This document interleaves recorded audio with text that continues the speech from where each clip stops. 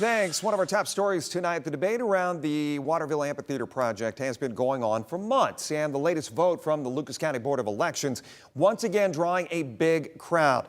Board members unanimously saying no to a push to allow voters to decide the project's future. At issue this time is a road on which the amphitheater would sit, and Trent Croce has been following the story for us today.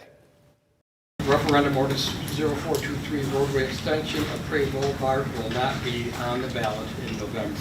Seconds later, the crowd of Waterville residents packed up after finding out the extensions of Prairie Boulevard will continue without a vote.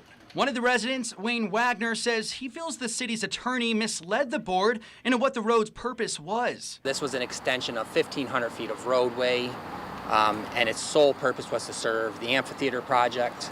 It wasn't going to go through to Neapolis-Waterville. But City Attorney Phil Dombey says otherwise and says the decision to extend the road is an administrative one already on the books and is not a legislative one which needs to be created or voted on.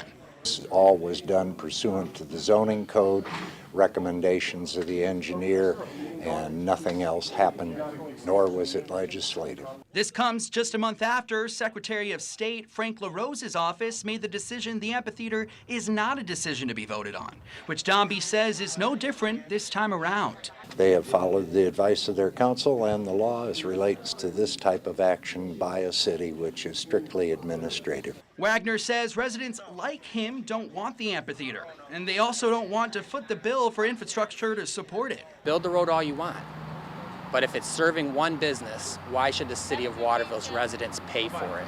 And that's been our complaint the whole time. Trent Croce with that report. He did get a chance to speak with Richard Carr, who is the attorney representing the Waterville residents against the project, to see if they plan to do anything more to try to stop the progress, and he has not heard back from him at this point.